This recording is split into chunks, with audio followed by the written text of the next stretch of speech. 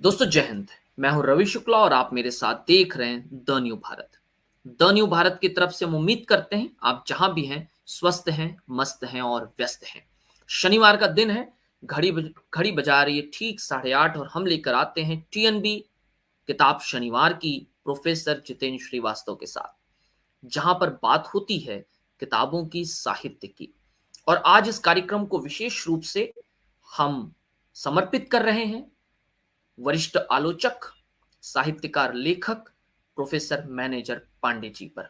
तो आइए सबसे पहले जोड़ते हैं प्रोफेसर जितेंद्र श्रीवास्तव जी को। सर, द न्यू भारत के इस खास कार्यक्रम में स्वागत है आपका। बहुत बहुत धन्यवाद रवि जी। धन्यवाद सर। और जैसा कि हम सभी को ज्ञात है, हिंदी साहित्य के मशहूर आलोचक और वरिष्ठ लेखक प्रोफेसर मैनेजर पांडे जी का निधन 81 साल की उम्र में रविवार के दिन हो गया। हर कोई जानता है, साहित्य से जुड़ा व्यक्ति जानता है, साहित्य को समझने वाला या गैर साहित्यिक व्यक्ति भी, कि गंभीर विचारोत्तेजक एक ऐसे आलोचनात्मक लेखन करने के लिए जाने जाते रहे मैनेजर पांडे जी के निधन से न सिर्फ साहित्य जगत बल्कि भारतीय समाज को भी गहरा आघात हुआ है। संवेदनाओं की अलग अलग प्रकार की, सोशल मीडिया, इलेक्ट्रॉनिक मीडिया, अखबारों और हर जगह पर संवेदनाओं की लहर देखी जा सकती है। हर कोई अपने अपने तरीके से मैनेजर पांडे जी को याद कर रहा है, फिर चाहे वो लेखक हो, पत्रकार हो, संपादक हो, भाषा साहित्य से जुड़ा हो, विद्यार्थी हो या अन्य। और इन सभी के बीच ये भी समझना जरूरी हो जाता है कि प्रोफेसर मैनेजर पांडे जी का कार्य, उनकी आलोचना, की आलोचना का स्तर, इन में क्या गहराई थी। और आज कुछ इन्हीं मुद्दों पर बात करने के लिए वर्तमान में आलोचना का ही काम कर रहे देश के वरिष्ठ कवि प्रोफेसर जितेंद्र श्रीवास्तव जी हमारे साथ हैं, जो कि अपनी सोशल मीडिया पोस्ट में अंतिम प्रणाम गुरुवर लिख करके उन्हें याद भी करते हैं। और उनके लिए ये कितना महत्वपूर्ण, कितनी अपूर्णीय क्षति है जिसे कि मैनेजर पांडे जी के जाने से वे मानते हैं। क्योंकि आलोचना का बहुत सारा काम आज भी हो रहा है, लेकिन उस आलोचना के कार्य में कितना महत्वपूर्ण योगदान प्रोफेसर मैनेजर पांडे जी का है, ये समझना बहुत जरूरी है। जब प्रोफेसर जितेंद्र श्रीवास्तव जी के नाम के साथ आलोचक शब्द जुड़ जाता है, तो एक आलोचक की कितनी जिम्मेदारी बढ़ जाती है, ये भी समझना जरूरी है। तो यदि आप फेसबुक पर हैं तो पेज को लाइक और शेयर कर सकते हैं, यूट्यूब पर हैं तो चैनल को सब्सक्राइब करके आप अन्य लोगों तक पहुंचा सकते हैं। और हर बार की तरह मैं कह दूं कि सब्सक्रिप्शन का बंधन तो बिल्कुल नहीं है, लेकिन स्वस्थ चर्चाओं के लिए और साहित्यिक व्यक्तियों तक इन चर्चाओं को पहुंचाने के लिए आप इसे आगे जरूर बढ़ाएं। तो सर, यदि आप आदेशित करें तो मैं चर्चा की शुरुआत करूं। बिल्कुल बिल्कुल बिल्कुल शुरू जी करते सर। हैं। चर्चा की शुरुआत करने से पूर्व हम एक छोटा सा परिचय मैनेजर पांडे जी का यहां जरूर रखना चाहेंगे। मैनेजर पांडे जी का जन्म 23 सितंबर 1941 को बिहार प्रांत के गोपालगंज में जनपद गांव लोहटी में हुआ था। उनकी शिक्षा, उच्च शिक्षा आदि काशी हिंदू विश्वविद्यालय से हुई। उन्होंने एमए और पीएचडी की उपाधियां प्राप्त की। और इसके आगे के सफर के लिए मैं जोड़ूंगा हमारे साथ जुड़े प्रोफेसर जितेंद्र श्रीवास्तव जी को, क्योंकि उनके पास बहुत कुछ है। व्यक्तिगत रूप से उन्हें बहुत कुछ प्राप्त हुआ है मैनेजर पांडे जी के साथ में। और कार्यक्रम की गहराई तब बढ़ जाती है जब आप उन्हें अपना गुरु मानते हो और उनका विद्या से पहले आपने सीखा अंतिम प्रणाम गुरुवर। तो मैं चर्चा की शुरुआत यहीं से करना चाहूंगा। प्रोफेसर जितेंद्र श्रीवास्तव जी की नजर में प्रोफेसर मैनेजर पांडे जी का अपना व्यक्तिगत या एक निजी संबंध क्या था, और आपकी और उनकी मुलाकात कब, कहां, कैसे हुई, और किस तरह से वह आगे बढ़ करके साहित्य जगत को आज आप दोनों ही कुछ नया देने की कोशिश करते रहे सर। धन्यवाद रवि जी। प्रोफेसर मैनेजर पांडे हर अर्थ में मेरे गुरु थे। विधा में भी मेरे गुरु थे। मैं उनकी कक्षाओं में, एमए में उनका विद्यार्थी था, एमफिल में उनका विद्यार्थी था। मैंने पीएचडी उनके एमफिल और पीएचडी उनके शोध निर्देशन में मैंने पूरा किया और लगभग 30 वर्षों का उनका सानिध्य मुझे मिला। मैंने पहली बार उन्हें जवाहरलाल नेहरू विश्वविद्यालय में ही देखा था। गोरखपुर में जब मैं था तो उनके बारे में सुनता था, लेकिन यह संयोग नहीं बन पाया था कि गोरखपुर के दिनों में मैं उनसे मिल पाता या उन्हें देख पाता। हुँ, लेकिन जब मैं एमए करने जवाहरलाल नेहरू विश्वविद्यालय पहुंचा तो उन्हें उन दिनों विभाग के अध्यक्ष थे वो, और भारतीय भाषा केंद्र जिसे कहते हैं उसके चेयरपर्सन थे वो। जाहिर है कि एडमिशन पर कई चीजों पर उनके हस्ताक्षर होने थे। तो पहली बार मैंने उनको देखा। बहुत मतलब कह सकते हैं बहुत सामान्य लेकिन तेजस्वी व्यक्तित्व। हुँ, हुँ, सामान्य कद लेकिन तेजस्वी व्यक्तित्व, बड़ी खनकती हुई आवाज उनकी थी। और पहली ही मुलाकात में, जैसे हालांकि विद्यार्थियों ने, बहुत सारे जो सीनियर मित्र थे, सब लोगों ने बड़ा डरा रखा था उनके बारे में कि पांडे जी बहुत डांटते हैं लोगों को और आसानी हुँ, से मतलब करीब कोई नहीं पहुंच पाता है उनके। फिर भी मैं गया और मैं जाहिर है कि मैंने प्रणाम किया उनको और हस्ताक्षर कराया। फिर उन्होंने पूछा कहाँ से आए हो, कैसे हो। मैंने बताया कि मैं गोरखपुर देवरिया का रहने वाला हूँ। तो वो एकदम जो मेरा जनपद है देवरिया, मेरा जो पैतृक जनपद है देवरिया, जहाँ मेरा गांव है, उससे सटा हुआ जनपद है गोपालगंज बिहार का। मतलब एक जो भौगोलिक विभाजन है प्रांतीय, वो छोड़ दें तो सांस्कृतिक रूप से वो पूरा इलाका एक है। भोजपुरी भाषी इलाका है। हर तरह के रिश्ते उन इलाकों में इस पार उस पार होते हैं। तो राजनीतिक और उस तरह से प्रांतीय विभाजन में तो वो बिहार के थे और मैं उत्तर प्रदेश का था। लेकिन उस पहली मुलाकात में ही मैंने देखा, बड़े ध्यान से विद्यार्थियों की समस्याओं को वो समझ रहे थे, सुन रहे थे। कालांतर में मैंने, जब मैं उनके बहुत करीब पहुंचा तो मैंने ये जाना हुँ, कि स्वयं बहुत संघर्षों से वो निकल कर आए थे। बहुत सामान्य पृष्ठभूमि से निकल करके वो आरंभिक स्कूली शिक्षा उन्होंने पूरी की थी। फिर काशी हिंदू विश्वविद्यालय पहुंचे थे, जहां से उन्होंने अपनी बीए की पढ़ाई, एमए डीएवी कॉलेज से उन्होंने बीए की पढ़ाई की थी। बनारस हिंदू यूनिवर्सिटी के ही एक का कॉलेज है। और फिर एमए और पीएचडी उन्होंने वहां से की थी। और जाहिर है कि अपने समय में भी वो बहुत अच्छे विद्यार्थी रहे थे। उनका जो शोध ग्रंथ है, जो मुख्य रूप से कृष्ण काव्य की परंपरा और सूरदास नाम से वो काम था, हुँ, और इसी नाम से आरंभिक रूप से वो पुस्तक भी उनकी प्रकाशित हुई थी। बाद में उसे और परिमार्जित करके भक्ति आंदोलन और सूरदास नाम की जो उनकी पुस्तक है, जो एक तरह से विश्व प्रसिद्ध पुस्तक है और सूरदास को समझने के लिए एक अनिवार्य पुस्तक है वो। मूल रूप से वह कार्य उन्होंने पीएचडी के लिए किया था, शोध ग्रंथ के रूप में किया था। इससे पता चलता है कि एकदम अपने आरंभिक दौर में भी उनमें जो अंतर्दृष्टि थी वो कितनी प्रखर थी। तो वो वहां से वो चीज निकल करके आई। फिर अ, जाहिर है कि पहले सेमेस्टर में हम लोगों को उन्होंने नहीं पढ़ाया। विभाग के अध्यक्ष थे, बहुत सारी जिम्मेदारियां थी। लेकिन बाद के सेमेस्टर में उन्होंने हमें पढ़ाना शुरू किया। बहुत महत्वपूर्ण यह है कि जो बहुत मुश्किल विषय माने जाते हैं, हुँ, उनका अध्यापन वो करते थे। एस्थेटिक्स, सौंदर्य शास्त्र पढ़ाते थे वो। पश्चिमी सौंदर्य शास्त्र, मार्क्सवादी सौंदर्य शास्त्र, जो लिटरेरी थियरीज हैं, तो लिटरेरी हुँ, थियरीज वो पढ़ाते थे हम लोगों को। साहित्य का, समाज शास्त्र का जो पर्चा था वो पढ़ाते थे हम। यानी ऐसे विषयों का अध्यापन करते थे सामान्यतः, जिससे अध्यापक बचने की कोशिश करते हैं, क्योंकि उन्हें बहुत हुँ, परिश्रम करना पड़ता है उसके लिए। और महत्वपूर्ण यह भी है कि ऐसे विषयों में अक्सर कक्षाएं नीरस हो जाती हैं, बिल्कुल। क्योंकि थियरी पढ़ रहे हैं आप। लेकिन प्रोफेसर पांडे की कक्षाएं कभी नीरस नहीं हुई। वो बहुत कह सकते हैं आप कि मतलब एक ऐसे अध्यापक थे जो इतने कठिन विषयों को भी, नीरस विषयों को भी सरस बनाकर प्रस्तुत कर देते थे और उनकी कक्षाओं से बाहर निकलते हुए अ, लगभग सभी विद्यार्थी अपने को बहुत संपन्न महसूस करते थे। उन्हें लगता था कि सचमुच उनमें कुछ जुड़ गया है।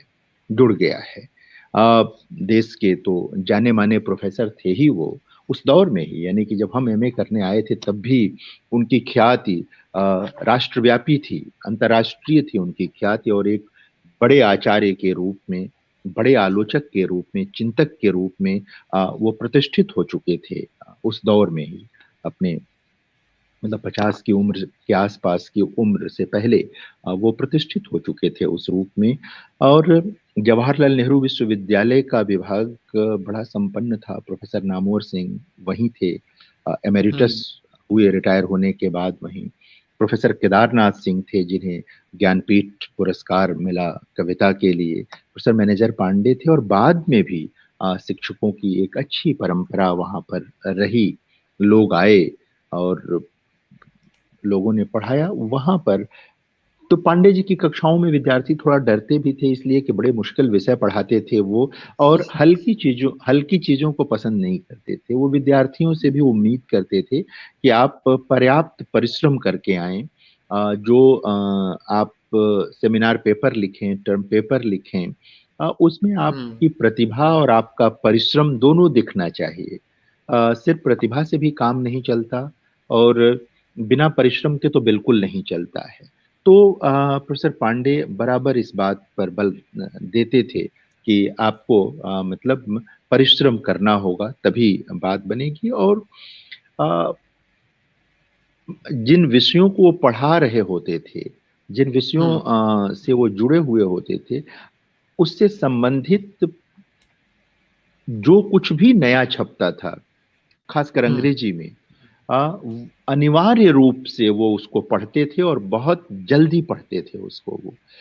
और जब भी वो कक्षाओं में आते थे, उनके हाथ में कोई न कोई ऐसी नई किताब होती थी, अ, कहीं से छपी हो, अमेरिका से छपी हो, इंग्लैंड से छपी हो, कहीं से छपी हो, होती थी, जिसे देखकर हम हुँ, लोग चकित होते थे, लेकिन वो चौंकाने के लिए नहीं लाते थे किताब, सचमुच उसका पारायण करते थे, सचमुच उसे पढ़ते थे और उसमें जो बेहतर होता था विद्यार्थियों को देते थे। वो हुँ, लाइब्रेरी के अनिवार्य रूप से विज़िटर थे प्रतिदिन और जो मैंने पहली बार मतलब लाइब्रेरी में मैं गया उसके पहले टीएलएस जो टाइम्स लिटरेरी सप्लीमेंट नाम की जो मैगज़ीन है, बहुत मशहूर मैगज़ीन है टीएलएस। सबसे पहले मैंने पांडे जी के हाथ में उसको देखा था। वो लाइब्रेरी से कराते थे उसको और अपने अवकाश प्राप्ति के बाद भी वो उसको पढ़ते रहते थे, कि दुनिया में क्या छप रहा है। टीएलएस में उसकी रिव्यू आती है उन चीज़ों की। हुँ, दुनिया में क्या छप रहा है नया, चिंतन के क्षेत्र में, जो क्रिएटिव राइटिंग है, सृजनात्मक लेखन है, उसके हुँ, क्षेत्र में वो उस उससे लगातार जुड़ने की कोशिश करते थे और हम लोगों से भी बताते थे कि ये नई चीज़ आई है, ये इसको ऐसे देखो। और जो बड़े चिंतक थे, चाहे वो मार्क्सवादी चिंतक हों या गैर मार्क्सवादी चिंतक, कभी सिर्फ वो नेम ड्रॉपिंग नहीं करते थे कि फलाने-फलाने हैं। उनका ओरिजिनल टेक्स्ट भी पढ़ने के लिए हम लोगों को प्रेरित करते थे। हुँ, कोई भी हो, कोई भी बड़ा विचारक हो, वो लाइब्रेरी में भी वो किताबें होती थी, वो बताते भी थे कहाँ से मिल सकती हैं। तब वो इंटरनेट का इतना दौर नहीं आया था, आज की हुँ, क्लिक पर चीज़ें उपलब्ध हो या लाइब्रेरियों की धूल झाड़नी पड़ती थी। बैठना हुँ, पड़ता था लाइब्रेरियों में, जाना पड़ता था। तो इस तरह था। अ, विद्यार्थी थोड़ा उनसे मतलब सहमते ज़रूर थे करीब जाने से, क्योंकि वो कई बार अगर कोई औसत चीज़ हो तो वो उसको पूछ स्वीकार लेते नहीं थे। करते थे, फेंक देते थे, कहते थे क्या हुँ, काम है। और ऐसा नहीं कि किसी मतलब कोई ऐसी मतलब किसी खराब भाव से नहीं ऐसा काम करते थे। वो चाहते थे कि विद्यार्थी अच्छा करके ले आएँ और कुछ हो। अ क्योंकि इतनी दूर-दूर से आप आए हैं दिल्ली में जवाहरलाल नेहरू बिल्कुल। विश्वविद्यालय में पढ़ने के लिए, तो वो चीज़ निकलनी चाहिए। सिर्फ़ ऐसा नहीं है कि आप एक जो हॉस्टल का जीवन है वही व्यतीत करते रह जाएँ। तो उनके साथ ये था। मैं बराबर ही मानता हूँ कि एक वो विद्वान व्यक्ति थे, एक कह सकते हैं कि बहुत विवेकशील चित्त और मस्तिष्क उनके पास था। सब कुछ था। एक मार्क्सवादी ट्रेनिंग थी पूरी की, मार्क्सवादी सौंदर्य शास्त्र, उनकी ट्रेनिंग भी थी उनकी, सब कुछ। लेकिन एक जो ग्रामीण उदार मन है, वो बराबर हुँ, उनके पास रहा, चाहे वो क्रोध में रहे हों, चाहे जहाँ भी रहे हों। एक ग्रामीण उदार मन बराबर उनके भीतर बना रहा। और जिन विद्यार्थियों पर वो क्रोध कर देते थे, डाँट देते थे, बाद में बुलाकर उन्हें बहुत मतलब समझाते भी थे, दुलराते भी थे। ये चीज़ उनके साथ थी। तो अ, मतलब कितने-कितने रूप हो सकते हैं। उनकी कक्षाओं की अनेक स्मृतियाँ हैं, अनेक स्मृतियाँ हैं। कभी उन्होंने कक्षाएँ नहीं छोड़ी। ऐसा नहीं हो सकता कि वो अध्यक्ष थे विभाग के तब भी, बाद में भी हुँ, अपनी कक्षाएँ नहीं छोड़ते थे, अनिवार्य रूप से पढ़ाते थे। और कभी पढ़ाने के लिए नहीं पढ़ाया कि आज चलो ऐसे ही विद्यार्थी, पूरी तैयारी के साथ आते थे। नोट्स नया से नया नोट्स लेते थे वो, आज क्या है, कैसे है, जोड़ते थे चीज़ों को। अ उनकी तमाम पढ़ाई हुई चीज़ें अब भी हम लोगों के पास हैं। कई नोट्स कह सकते हैं आपकी, कुछ चीज़ें अभी डायरी में मिल जाती हैं, कई जगहों पे मिल जाती हैं, जिनसे अचानक पुनर्नवा जैसा महसूस होता है कि हम भी रिफ्रेश हो गए, पुनर्नवा हो गए। इस तरह की चीज़ निकल कर के आती है। उनके साथ कई बार वो कहते थे कि अच्छा अभी बात नहीं हो पाई तो शाम को आ जाना। तो शाम में वो टहलते थे, कैंपस का एक पूरा चक्कर, जवाहरलाल नेहरू विश्वविद्यालय बहुत बड़ा कैंपस है। तो एक करीब 1 घंटे का वो मतलब उसमें वॉक करते थे, टहलते थे। तो आ जाओ, तो हम चले गए। तो एक भी इधर-उधर की बात नहीं करना है। जिस टॉपिक पर हुँ, आपको बात करनी है, उस टॉपिक पर वो खुद भी तैयार रहते थे, देखकर, और उसी टॉपिक पर वो बात करते रहते थे। क्या देखा, ये देखा, इसको ऐसे देखना है, इसको ऐसे पढ़ना है, इसको ऐसे आपसे पूछा, मुझसे हुँ। बात करते थे। तो और सिर्फ मैं नहीं, मेरे अलावा भी बहुत सारे विद्यार्थियों को इस तरह करके मतलब समय का सदुपयोग इस तरह भी वो करते थे। ऐसा नहीं कि ये मेरा व्यक्तिगत समय है, ऐसा कह के हटा दें, इस तरह की कोई चीज़ नहीं होती थी। तो बहुत सारी स्मृतियाँ हैं रवि। और एक मतलब वो बड़े आलोचक, कह सकते हैं कि बड़े महत्व के आलोचक तो हैं ही, वो महान शिक्षक थे, महान शिक्षक थे। जिस तरह से प्रोफ़ेसर जितेंद्र श्रीवास्तव जी ने बताया, उनसे अपनी पहली मुलाकात के बारे में, जेएनयू आने के बारे में और विशेष रूप से कि उनकी कक्षाओं के बारे में। बतौर शिक्षक, जिस तरह से सर आपने उनके बारे में बताया कि कक्षाएँ कभी भी नीरस नहीं होती थी। हर एक विद्यार्थी ये महसूस करता था कक्षा से निकलने के बाद कि उसके पास कुछ नया जुड़ गया है, नया कुछ मिल गया है। और एक अच्छी चीज़ है, मुझे लगता है कि हर किसी के लिए सीखने लायक है जो अध्यापन के क्षेत्र में है। इवन अध्यापन ही नहीं, आप किसी भी क्षेत्र में हो, काम से किसी और काम का हवाला देकर न बचने का काम करना। जिस तरह से आपने कहा कि बतौर अध्यक्ष के पद पर रहते हुए, तमाम व्यस्तताओं के बावजूद भी वे कक्षा नियमित रूप से लिया करते थे। आज की तारीख में विश्वविद्यालयों में जिस तरह के दृश्य देखे जाते हैं, मुझे लगता है कि ये उनके यहाँ से हमारे लिए प्रेरणा लेने लायक है कि किस तरह से विद्यार्थियों को या भावी पीढ़ी के निर्माण के लिए शिक्षक अपनी तरफ से क्या दे सकता है, तो मैनेजर पांडे जी से सीखने लायक है। सर, एक आलोचक के रूप में जब हम उन्हें याद करते हैं, एक आलोचक के रूप में जब हम उन्हें देखते हैं, देश के मूर्धन्य आलोचकों में से एक हैं, शीर्ष आलोचकों में से एक हैं, मार्क्सवादी विचारधारा के हैं। और आपने जिस तरह से बताया कि वे अपने आप को हमेशा अपडेट रखते थे, कहाँ पूरी दुनिया में क्या चल रहा है, क्या छप रहा है, इसकी जानकारी उनके पास हमेशा होती थी। तो एक आलोचक के रूप में प्रोफ़ेसर जितेंद्र श्रीवास्तव जी उन्हें किस तरह से देखते हैं, हालाँकि आपके गुरु हैं, बावजूद उसके आप उन्हें उनके योगदान को किस तरह से देखते हैं कि उनका अपना जो योगदान है आलोचना के क्षेत्र में वो उतना कितना महत्वपूर्ण है? क्योंकि मैनेजर पांडे जी स्वयं कहते थे कि विचारधारा के बिना आलोचना और साहित्य दिशाहीन होता है और आलोचना में पारिभाषिक शब्दावली का प्रयोग ईमानदारी से होना चाहिए क्योंकि पारिभाषिक शब्द विचार की लंबी प्रक्रिया से उपजते हैं। सर क्या कहेंगे?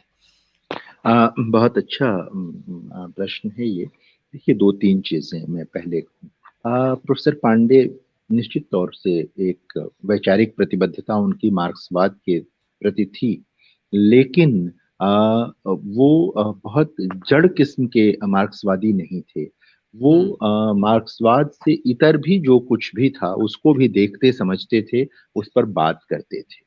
एक आलोचक के रूप में जब उनका मूल्यांकन होता है या होना चाहिए, तो ये देखना चाहिए कि वो हिंदी के उन बहुत थोड़े से लोगों में हैं जिन्होंने वैचारिक चीज़ों पर बहुत बल दिया। यानी कि अ, वो मतलब 70 के बाद का जो समय था, 1970 के बाद का समय था, उस समय की हिंदी की एक प्रतिष्ठित पत्रिका जो आलोचना थी, जो अभी भी हुँ, निकल रही है, और नामवर जी उसके संपादक होते थे। और प्रोफेसर मैनेजर पांडे जोधपुर में उन दिनों अध्यापक होते थे, जो जोधपुर विश्वविद्यालय है। तब आज जयनारायण व्यास विश्वविद्यालय, तब उसका नाम जोधपुर विश्वविद्यालय ही होता था। वहाँ वो अध्यापक थे। नामवर जी वहाँ रह चुके थे, उनके विभागाध्यक्ष थे नामवर जी। तो नामवर जी के आग्रह पर आलोचना में उन दिनों उन्होंने साहित्य की इतिहास दृष्टि को लेकर कुछ बहुत विचारशील निबंध लिखे थे, जो उनकी किताब साहित्य और इतिहास दृष्टि में संकलित है। और बहुत मतलब परिश्रम के साथ वो काम रामचंद्र शुक्ल को लेकर, हजारी प्रसाद द्विवेदी को लेकर, राहुल सांकृत्यायन को लेकर, रामविलास शर्मा को लेकर वो कर रहे थे। उस समय संरचनावाद जो अब बहुत महत्वपूर्ण चीज हो चली है, उस दौर में उन्होंने उस पर विचार किया और उस पर लेखन किया कि कैसे एक हुँ, मतलब विश्व स्तर पर वो चीजें हो रही। तो हिंदी आलोचना के भीतर गहरी मतलब कह सकते हैं कि गहरी वैचारिकी को लेकर के मैनेजर पांडे आए। देखिए, उपन्यास, कहानी, कविता इत्यादि जो व्यवहारिक आलोचना का पक्ष है, वो तो बहुत सारे लोग कर रहे थे।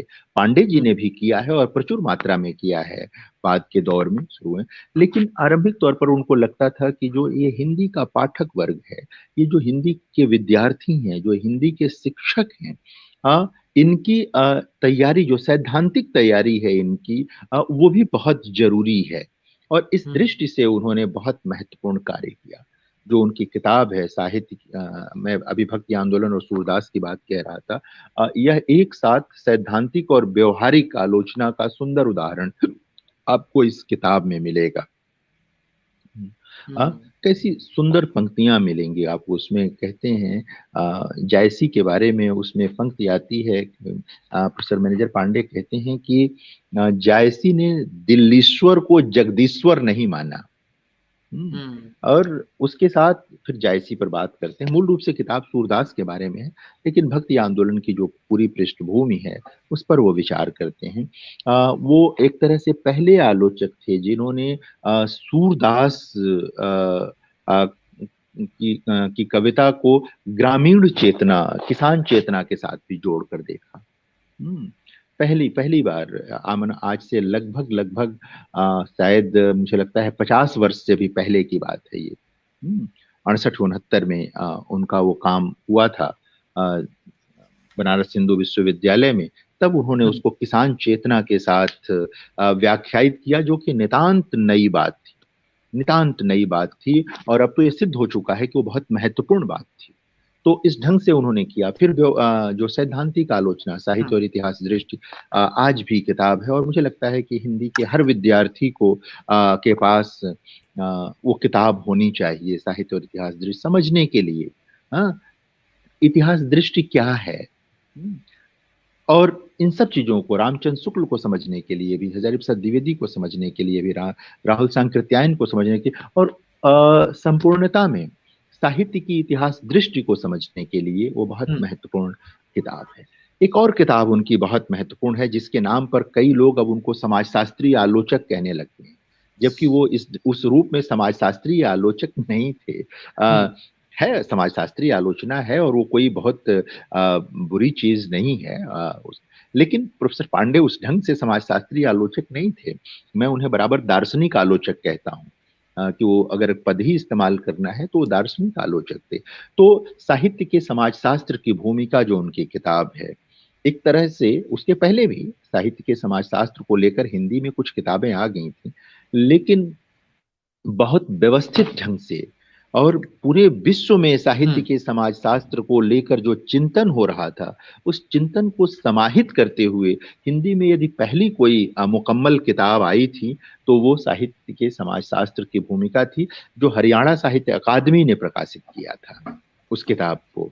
और फिर वो मुझे लगता है कि लगभग सभी विश्वविद्यालयों में हुँ, जहाँ भी साहित्य के समाजशास्त्र को पाठ्यक्रम में रखा गया था, वहाँ की एक अनिवार्य पुस्तक बन गई थी।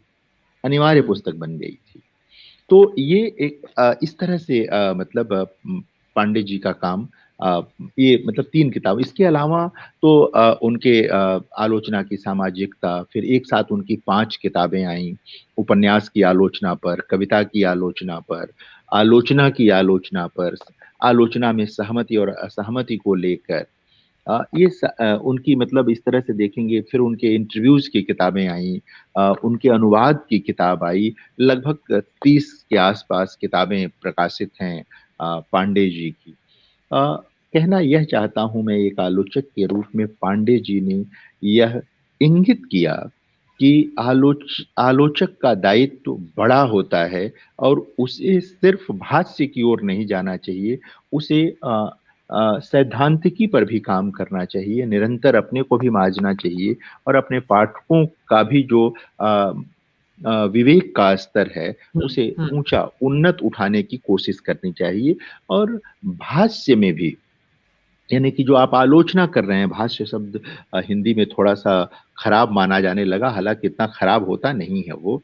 तो लेकिन अगर सृजनात्मक आलोचना जिसे कहते हैं, टेक्स्ट बेस्ड आलोचना जिसको कहते हैं, उस दिशा में भी विचार करें तो पांडे जी ने कभी मुँह देखी नहीं की। हुँ, अच्छा, हिंदी में एक चीज़ और भी हुआ, बहुत दिनों तक कुछ लोग इस राजनीति के तहत कि उनको खाली कहते थे कि ये सैद्धांतिक आलोचक हैं सर, जबकि वो प्रचुर मात्रा में उन्होंने प्रेमचंद को लेकर, नागार्जुन को लेकर अ, बहुत अच्छा लेखन किया था पहले भी, और उसके बाद बहुत सारा लेखन उन्होंने उपन्यासों पर उन्होंने बहुत सारा विचार किया था, सिर्फ प्रेमचंद पर नहीं, बहुत सारे लोगों पर विचार किया उपन्यासों, कविता पर लेकर वो लगभग 250-300 पेज की किताब है जो कविता की आलोचना पर है। हाँ, उपन्यास की आलोचना पर इसी तरह से है। आलोचना पर तो खैर विचार करते ही थे, वो आलोचना की आलोचना का भी मामला था। और कई मतलब कहते हैं ना कि बहुत जैसे उपन्यास की आलोचना करते हुए उन्होंने पहली बार ये रेखांकित किया कि यूरोप में भले ही उपन्यास मध्यवर्गीय जीवन से उपजा हो या उसके हुँ, केंद्र में हो, लेकिन हिंदी में तो वह केंद्रीय तब बना जब किसान उसके केंद्र में आ गए। हुँ, यानी कि हिंदी में उपन्यास को केंद्रीयता तब मिली जब उसमें किसान आ गए, जब उसमें स्वाधीनता आंदोलन आ गया, तब हिंदी में वो केंद्रीय कह सकते हैं केंद्रीयता प्राप्त एक विधा हो गई उपन्यास की। बहुत सारे प्रसंग जब वो मीराबाई पर विचार करते हैं, हुँ, तो अन्य अन्य लोगों से बिल्कुल भिन्न दृष्टिकोण आपको वहाँ मिलेगा। वो सिर्फ कविता तक नहीं जाते। मीरा के जो तमाम पक्ष हैं कविता को लेकर, उनकी वैचारिकी को लेकर, उन सब पर वो बहुत गंभीरता से विचार करते हैं। इसलिए प्रोफेसर मैनेजर पांडे को आप बहुत सरसरी निगाह से नहीं पढ़ सकते हैं। सूक्तियाँ बहुत हैं उनकी आलोचना में। राम आचार्य रामचंद्र शुक्ल की आलोचना में बहुत सूक्तियाँ मिलती हैं। फिर प्रोफेसर मैनेजर पांडे के वहाँ आपको बहुत सारी सूक्तियाँ मिलेंगी उनकी आलोचना में, जिनको नए सिरे से आप व्याख्यायित कर सकेंगे, नए सिरे से आप उसको देख और समझ पाएंगे। बहुत तरह की चीजें आपको उनके वहाँ मिलेंगी। आलोचना की दुर्दशा पर भी उन्होंने विचार किया कि आलोचना की दुर्दशा का क्या कारण है, क्यों आलोचना बिगड़ गई, इस पर भी उन्होंने विचार किया कि अलग-अलग जो हैं ये लेखकों के गुट बन गए हैं, अलग-अलग पूर्वाग्रह हैं। हर आलोचक ने अपने-अपने कुछ निश्चित अ, लेखक तय कर लिए हैं, कवि तय कर लिए हैं। एक निष्पक्ष भाव का जो अभाव है, उसने हिंदी आलोचना की दुर्गति कर दी है। इसके बारे में वो बार-बार कहते थे और बार-बार ये बात सामने भी आती रहती थी, दिखती रहती थी। राहुल सांकृत्यायन उनको बहुत पसंद थे। राहुल सांकृत्यायन को लेकर उन्होंने बहुत विचार किया। अ, उन पे आयोजन भी वो प्रतिवर्ष करवाते थे और उसका एक तरह से मतलब क्या कहें, केंद्रीय भूमिका निभाते थे वो उसमें। उपन्यास की बात अभी मैं कर ही रहा था कि किस तरह से वो उपन्यास को लेकर के कहते हैं, वो कहते हैं कि उपन्यास और लोकतंत्र के संबंध में वो कहते हैं कि एक तरह से दोनों का जो अ, विकास है वो एक साथ होता है, कि आधुनिक काल में दोनों का जन्म लगभग एक साथ साथ हुआ। और वो अपने उदाहरण भी देते हैं, तर्क भी देते हैं, सारी चीजें लेकर के वो आते हैं। और भारतीय उपन्यास की भारतीयता पर बहुत गंभीर विचार किया है उन्होंने। पढ़ने लायक निबंध है वो। लोगों को पढ़ना चाहिए जो लोग उपन्यास की भारतीयता पर विचार करते हैं। एक समय हिंदी ढंग के उपन्यास की बड़ी चर्चा थी हिंदी में, बहुत इस पर बहस हुई। प्रोफेसर नामवर सिंह ने भी विचार किया, बहुत सारे लोगों ने विचार किया। प्रोफेसर पांडे जब विचार करते हैं उपन्यास की भारतीयता को लेकर तो कई तरह के वो तर्क देते हैं और ये बताते हैं कि भारतीय उपन्यास पश्चिम के उपन्यास से किस तरह भिन्न है, और वो बहुत तार्किक ढंग से उसको लेकर आते हैं। आज हम लोगों के पास इतनी फुर्सत नहीं है कि हम लोग उसको देख पाएं और बात कर पाएं, लेकिन ये है, एक समय था जब वो हुँ, अज्ञे और जैनेन्द्र जैसे लोगों पर की तरफ उतना उनका झुकाव नहीं था। एकदम अपने आरंभिक दौर में जब शायद उनके मार्क्सवादी आग्रह बहुत गहरे रहे होंगे, लेकिन धीरे धीरे जब उन्होंने देखा गांधी के प्रति उनका एक झुकाव था। हालांकि वो गांधीवादी नहीं हुए कभी, लेकिन उनके तमाम लेखों में गांधी के संदर्भ आए और गांधी को उन्होंने समझना शुरू किया और भारत के लिए वो एक जरूरी चिंतक मानते थे महात्मा गांधी को। और कई बार उन्होंने गांधी को केंद्र में रख करके भी लेखन किया है। वो देखने की चीज है, समझने की चीज है। अज्ञेय पर विचार करते हुए उन्होंने बहुत साहस पूर्वक ये कहा। दूसरे किसी मार्क्सवादी आलोचक में आपको ये नहीं दिखाई देगा। उन्होंने कहा कि विभाजन की त्रासदी पर अकेले अज्ञेय हैं जिन्होंने कविताएं लिखी हैं, बड़े कवियों में। उस दौर का कोई भी प्रगतिशील बड़ा कवि, यानी जिसे मार्क्सवादी कहना चाहिए, कोई कवि उसने विभाजन की त्रासदी पर कम से कम कोई उल्लेखनीय कविता उसकी सामने नहीं आती है। अज्ञेय की पूरी श्रृंखला है उसकी, और कहानियों का तो उनका एक पूरा संग्रह ही है विभाजन को लेकर के। हम सब जानते हैं कि शरणदाता जैसी उनकी बहुत प्रसिद्ध कहानी। तो ये उन्होंने रेखांकित किया अज्ञेय के बारे में, और उन्होंने उनको नए सिरे से समझा और समझाया भी। इसी प्रकार जैनेन्द्र को लेकर के उन्होंने उनके उपन्यासों को पढ़ा और एकदम नए किस्म की व्याख्या सुनीता की प्रस्तुत की उन्होंने, त्यागपत्र की प्रस्तुत की उन्होंने। तो मैं इसीलिए कह रहा था कि वो जड़ मार्क्सवादी नहीं थे। उन लेखकों की ओर भी वो बढ़े। उन्होंने अमृतलाल नागर पर भी काम कराया। उन लेखकों की ओर वो बढ़े जो जिनका आग्रह मार्क्सवाद की तरफ नहीं था, लेकिन जो नितांत भारतीय कह सकते हैं कि प्राण वस्तु को लेकर आ रहे थे, वो जैनेन्द्र कुमार हों, वो अज्ञेय हों, वो अमृतलाल नागर हों, इस तरह के लोग, उन पर विचार किया पांडे जी ने। वो हिंदी की पहली मुक्त छंद की कविता करके उन्होंने लंबा विचार किया और बताया कि पहली मुक्त छंद की कविता जो है वो निराला की नहीं है। तो ये बहुत इस तरह की चीजें जो हैं पांडे जी के वहाँ, मतलब बहुत शोधपरक चीजें। हुँ, क्या आपने वज्रसूची का नाम सुना है? हंस में जब ये लेख छपा तो लोगों का ध्यान गया उस ओर। पांडे जी थे जो पहली बार वज्रसूची पर अब तो बड़ी चर्चा है उसकी, बहुत सारे लोग आ गए। जब हिंदी में दलित लेखन अपने एकदम बिल्कुल आरंभिक दौर में था, अब पता नहीं कितना लोग स्वीकार करते हैं या नहीं, 90 के आसपास, तो उन्होंने उस पर विस्तार से विचार किया, लिखा, इंटरव्यूज दिए। राख ही जानती है जलने का दुख शीर्षक से उनका एक इंटरव्यू छपा था। अगर मैं नहीं बोलता हूं तो ओम प्रकाश वाल्मीकि ने अपने एक इंटरव्यू में कहा कि पहली बार उनकी किसी रचना की नोटिस यदि किसी बड़े आलोचक ने ली तो वो प्रोफेसर मैनेजर पांडे थे। वो प्रोफेसर मैनेजर पांडे थे जिन्होंने उसकी नोटिस ली। यानी कि एक बड़ी रेंज, जो मैं आपसे कह रहा था कि वो जड़ मार्क्सवादी हुँ, नहीं थे। जब अम्बेडकरवादी लिटरेचर आया तो उसका भी उन्होंने स्वागत किया और उसे बहुत जरूरी माना। उन्हें उस बहुत जरूरी माना। मैं स्वयं जब रिसर्च करने आया तो उन्होंने कहा, मैं कविता का व्यक्ति था, कविताएं लिखता था। तो जब बात हुई तो उन्होंने कहा कि देखो ये तो तुम करते ही हो, सब कुछ है, अगर विचार हुँ, कर सको तो प्रेमचंद पे बहुत सारा काम हुआ है, क्या तुम राष्ट्रवाद के नजरिए से उन पर काम कर सकोगे? और फिर मुझे समय दिया उन्होंने कि जाओ लाइब्रेरियों की धूल झाड़ो, थोड़ा देख के आओ। और फिर मैंने स्वाधीनता आंदोलन, राष्ट्रवाद को केंद्र में रखकर वो काम किया।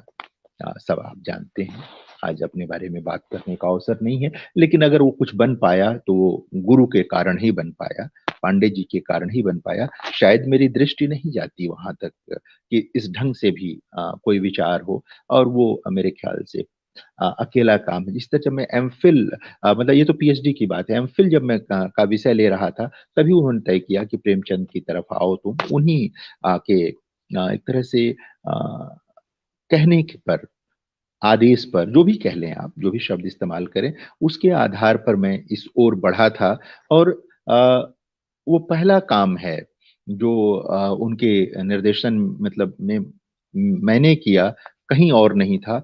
प्रेमचंद के का जो विचारपरक गद्य है, यानी कथा साहित्य से अलग जो विविध प्रसंग में संकलित है, इसके अलावा उस पर मुझसे काम कराया उन्होंने कि उसमें भारतीय समाज किस तरह अभिव्यक्त हुआ है प्रेमचंद के लेखों में, निबंधों में और संपादकियों में। हाँ, तो वो भी मेरी किताब वो प्रकाशित है, वो किताब भी प्रकाशित है, तो वो काम कराया। तो अपने विद्यार्थियों की शायद मेरी दृष्टि नहीं हुँ, जाती, जाती तो वो पहला काम था। उसके पहले खाली प्रेमचंद के कथा साहित्य पर चर्चा होती थी, या रिसर्च भी जो हजारों रिसर्च हुए वो उसी पर हुए। वो पहला काम था जो उनके विचारपरक गद्य पर कराया उन्होंने, और मुझे भरपूर छूट दी। मैं अपने को सौभाग्यशाली मानता हूँ कि प्रोफेसर मैनेजर पांडे मुझे गुरु के रूप में मिले और उन्होंने मुझ पर भरोसा किया और अपेक्षाकृत कठिन विषय दिया काम करने के लिए। और जब मैंने किया तो उससे संतुष्ट भी हुए। और तो मतलब एक आलोचक के रूप में उनकी रेंज बहुत बड़ी है। यानी कि मार्क्सवादी आग्रहों से शुरू जरूर किया उन्होंने, और मार्क्सवादी रहे जीवन भर, लेकिन गांधीवाद का भी सम्मान किया। उन्होंने जब दलित साहित्य आया तो अंबेडकर की विचारधारा के आधार पर काम किया। उन्होंने ही रेखांकित किया प्रेमचंद के संदर्भ में भी कि प्रेमचंद भले ही अंबेडकरवादी न रहे हों, लेकिन डॉक्टर अंबेडकर के जो उस समय आंदोलन चल रहे थे उनको उन्होंने अपने कथा साहित्य में मतलब निरूपित किया, ले आए और बताया कि इससे भारतीय समाज बदलेगा। मैं बता सकता हूँ, चूंकि उनके विचार साहित्य पर मुझे काम करने का अवसर मिला प्रेमचंद के, कि उन्होंने कई आलेखों में बाबा साहेब का जिक्र किया और उनके महत्व को रेखांकित किया। सब बहुत प्रसिद्ध है कि हंस पत्रिका के मुख पृष्ठ पर उन्होंने बाबा साहेब की तस्वीर छापी थी प्रेमचंद ने। बहरहाल ये अलग बात है, हम गुरुवर प्रोफेसर मैनेजर पांडे को याद कर रहे हैं। तो पांडे जी की रेंज एक आलोचक और एक चिंतक के रूप में बहुत बड़ी थी, बहुत बड़ी थी। और नए का स्वागत करते थे, नए विचार का स्वागत करते थे। नए ढंग की कोई चीज आ जाए तो वो उसको बड़ी ललक के साथ पढ़ते थे और लोगों को बताते भी हुँ। थे ये चीज करते।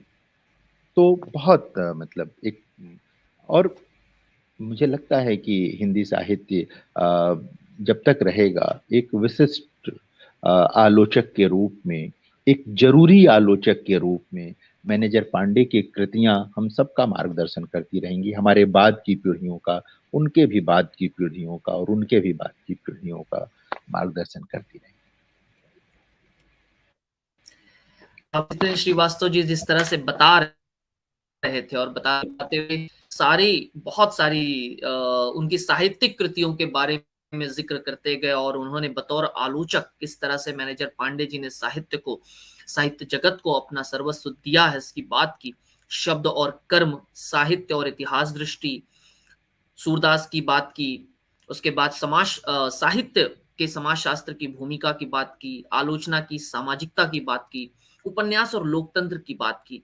ये वो महत्वपूर्ण विषय या महत्वपूर्ण कृतियां मैनेजर पांडे जी के साथ जुड़ी हुई रही, जो कि आमतौर पर उन्हें जानने वाला, उन्हें पढ़ने वाला समझता या जानता है।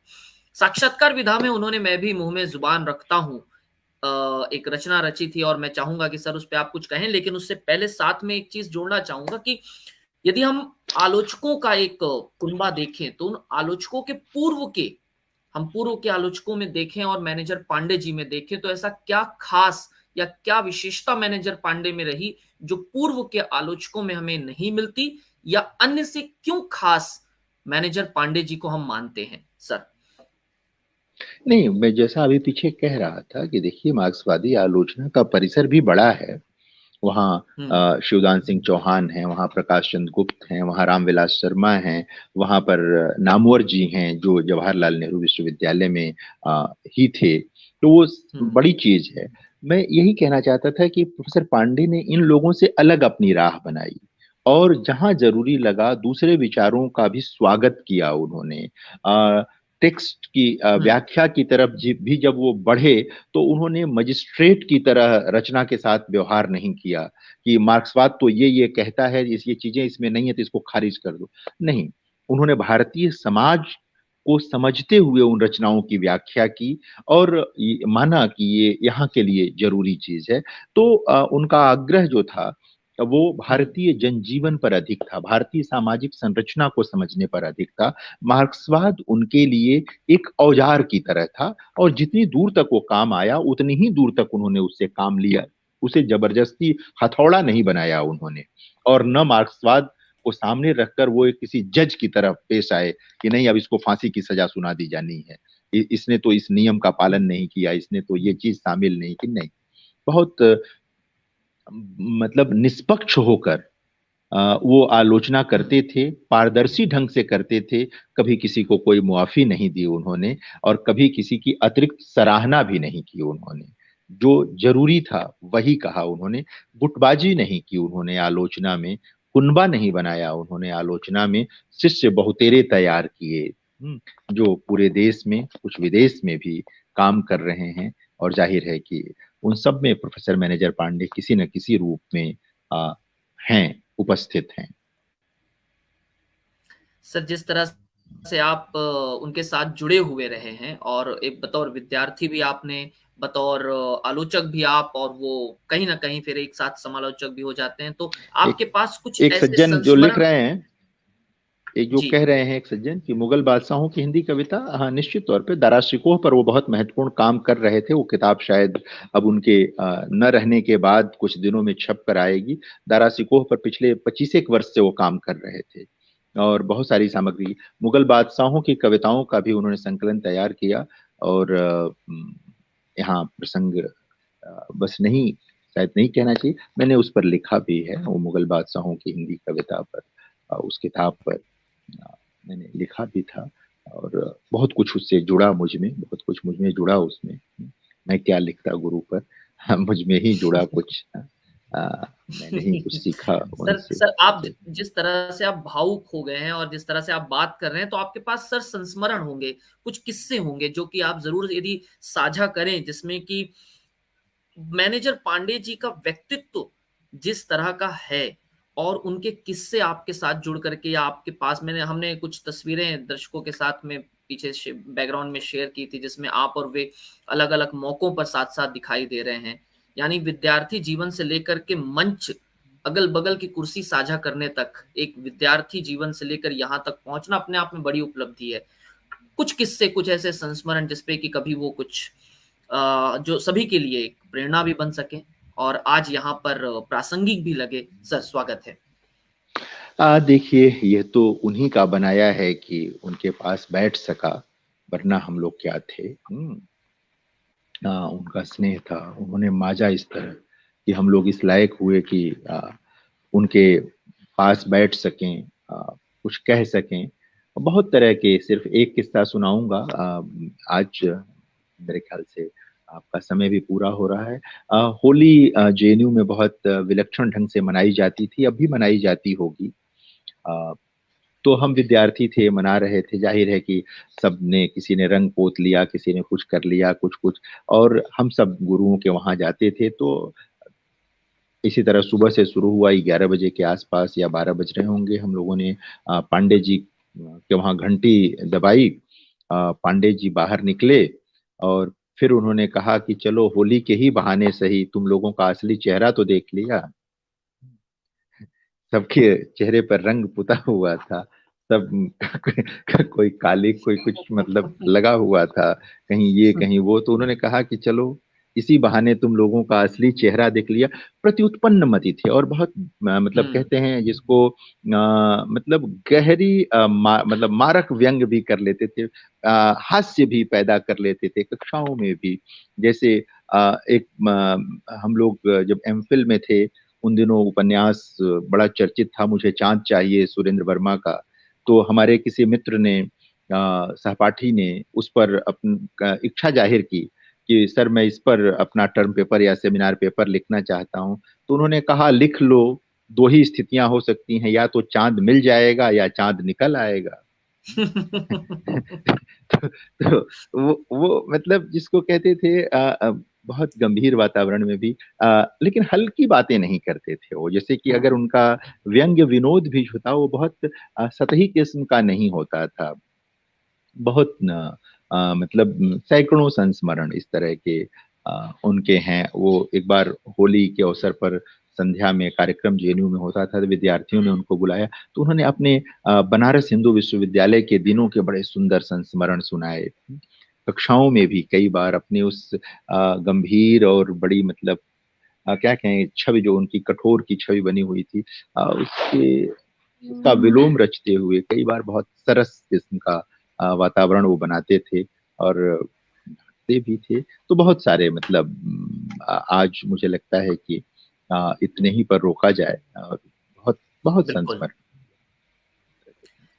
जिस तरह से प्रोफेसर जितेंद्र श्रीवास्तव जी मैनेजर पांडे जी के व्यक्तित्व के बारे में, उनके कृतित्व के बारे में हमसे चर्चा कर रहे थे और उन्होंने संस्मरण साझा किए, उनकी आलोचना पर बात रखी, उनके आलोचना पर आधारित किताबों पर, पुस्तकों पर बात की, उनकी कृतियों पर बात की, उनके व्यक्तिगत जीवन पर, उनकी कक्षा के बारे में, उनके अध्यापन के बारे में, बतौर शिक्षक, बतौर आलोचक, बतौर व्यक्तित्व जिस तरह से बात की सर, बहुत सारे नए पहलू निकल करके, बहुत सारे नई बातें निकल करके हर व्यक्ति तक पहुंची जिन्होंने भी इस चर्चा का आनंद लिया। मैं सभी को बताता चलूं कि प्रोफेसर मैनेजर पांडे जी को आलोचना की दृष्टि में आलोचना के लिए पुरस्कारों से कई पुरस्कारों से सम्मानित किया गया, जिसमें प्रमुख हैं हिंदी अकादमी दिल्ली द्वारा शलाका सम्मान, राष्ट्रीय दिनकर सम्मान, रामचंद्र शुक्ल शोध संस्थान वाराणसी का गोकुल चंद्र शुक्ल पुरस्कार, दक्षिण भारत हिंदी प्रचार सभा का सुब्रमण्यम भारती सम्मान।